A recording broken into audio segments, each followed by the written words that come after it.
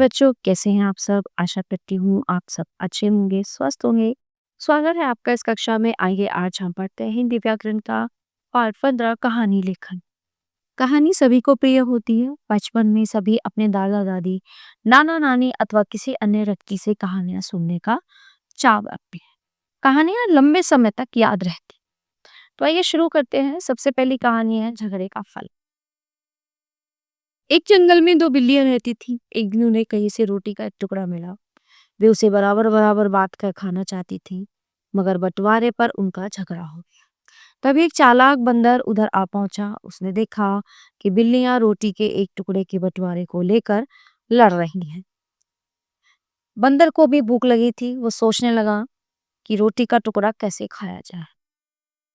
बंदर को एक उपाय सूझा। उसने बिल्लियों से कहा, तुम दोनों क्यों लड़ रही हो? बिल्लियों ने बताया कि वे रोटी के दो बराबर बराबर टुकड़े करना चाहते।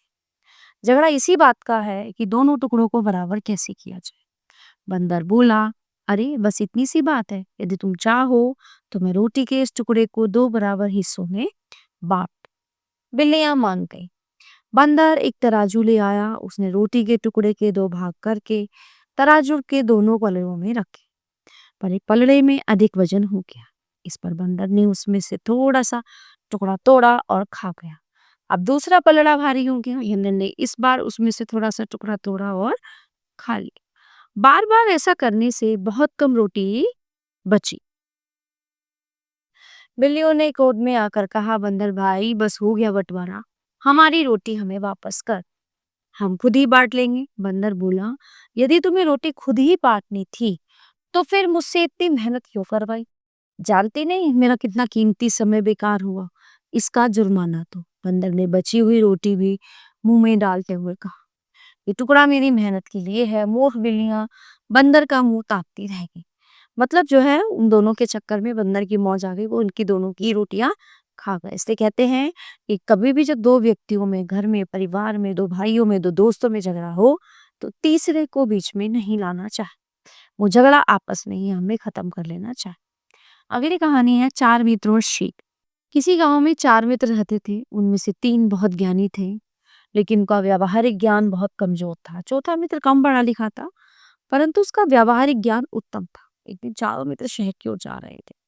रास्ते में जंगल था। जंगल में उन्हें किसी जानवर की हड्डियां दिखाई दी। एक मित्र ने देखकर कहा, ये हड्डियां तो शेर की हैं, मैं इन्हें फिर से जोड़कर शेर का कंकाल तैयार कर सकता हूँ। दूसरे मित्र ने कहा, मैं अपने ज्ञान से इस कंकाल पर मांस चढ़ाकर उसमें रक्त भर सकता हूँ और इस पर शेर की खाल भी पहना सकता। तीसरे ने प्रसन्नता से कहा, ये तुम दोनों ऐसा कर दो तो मैं अपनी विद्या के बल से इसमें प्राण भर दूंगा। ठीक है। चौथा मित्र इनकी बातें सुनकर कांप उठा और घबरा कर बोला, ऐसा मत करना, ये तो शेर का जीवित होना हमारे लिए खतरनाक हो जाएगा। तीनों मित्रों ने उसका मजाक उड़ाया और कहा कि तुम हमारी विद्वता से ईर्ष्या करते हो, इसलिए हमें ऐसा करने से रोक रहे हो, पर हम तुम्हारी बात नहीं मानेंगे। फिर तीनों अपने काम में जुट गए। चौथा मित्र डर कर पेड़ पर चढ़ गया। पहले ने हड्डियां जोड़कर कंकाल बनाया। दूसरे ने उसे मांस और रक्त से भरकर शेर की खाल भी पहना दी। तीसरे ने उसमें प्राणों का संचार कर दिया। जीवित होते ही शेर ने दहाड़ कर उन तीनों को मार डाला। चौथा मित्र अपने व्यावहारिक ज्ञान से पेड़ पर चढ़ने के कारण बच गया। शिक्षा, ज्ञान का बिना सोचे विचारे उपयोग करना घातक हो सकता है। इसलिए पहले सोचो, विचारो, समझो, फिर कोई निर्णय लो। अगली कहानी है हमारी जैसे को तैसे। किसी गांव में एक व्यापारी रहता था। व्यापार में घाटा होने से उस पर कर्ज चढ़ गया। उसने अपना सारा सामान बेचकर कर्जा चुका दिया और तय किया कि वो विदेश जाकर धन कमाए। सब कुछ बेच देने के बाद उसके पास लोहे का बड़ा भारी तराजू शेष रह गया था।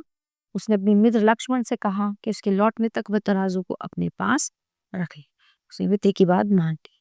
कुछ वर्षों बाद वह विदेश से अच्छा धन कमाकर वापस लौटा। फिर मित्र के पास अपना तराजू मांगने। मित्र लक्ष्मण के मन में तराजू हड़पने का लालच आ चुका था। उसने कहा, क्या करूं मित्र, तुम्हारे जाने के बाद मैंने उसे गोदाम में रख दिया, परंतु वहां उसे चूहे खा गए। वो ये भूल गया कि चूहे जो है लोहा नहीं खा सकते। व्यापारी ने हंसकर कहा, इसमें तुम्हारा क्या दोष? मैं विदेश से तुम्हारे लिए एक उपहार लाया हूँ। तुम अपने पुत्र को मेरे साथ उसे लेने भेज दो। लक्ष्मण अपनी चाल पर खुश था। उसके मन में उपहार पाने का लालच उठने लगा। उसने लालचवश अपने बेटे को भेज दिया। व्यापारी ने उसे तहखाने में बंद कर दिया। शाम तक जब लक्ष्मण का पुत्र घर नहीं पहुंचा तो उसे चिंता हुई। उसे अपने मित्र से जाकर पूछा तो व्यापारी ने उदास स्वर में कहा, क्या करूं मित्र, जब हम आ रहे थे तो एक बाज ऊपर से झपटा और तुम्हारे पुत्र को ले, मैं उसे बचा नहीं सका। सुनते ही लक्ष्मण गुस्से से भर गया। वो बोला, तुम झूठे, कहीं 14-15 वर्ष के बच्चे को बाज उड़ा सकता है? दोनों में झगड़ा बढ़ गया। दोनों न्यायालय पहुंचे। न्यायाधीश ने कहा, तुम झूठे हो, भला एक बच्चे को बाज कैसे उड़ा सकता है? तो व्यापारी ने कहा कि जब एक तराजू को चूहे खा सकते हैं तो बच्चे को बाज नहीं उड़ा सकता। ये सुनकर न्यायाधीश चकित हुआ। उसने व्यापारी को पूरी बात बताने के लिए कहा। पूरी बात सुनकर न्यायाधीश ने दोनों से कहा कि लक्ष्मण, तराजू और व्यापारी उसका पुत्र लौटा दे। दोनों ने न्यायाधीश की आज्ञा का पालन किया। तो इस कहानी से हमें शिक्षा मिलती है, जैसा करोगे वैसा भरोगे, यानी कि जो जैसा करता है वैसा ही भरता है। और आज के जमाने में जैसे को तैसा मीन्स टिट फॉर टैट होना बहुत आवश्यक। प्यारे बच्चों, ये कहानी यहीं पे समाप्त होती है, ये पाठ यहीं पे समाप्त होता है। आशा करती हूँ आपको अच्छे से समझ आया होगा। मिलते हैं अगली कक्षा में। धन्यवाद।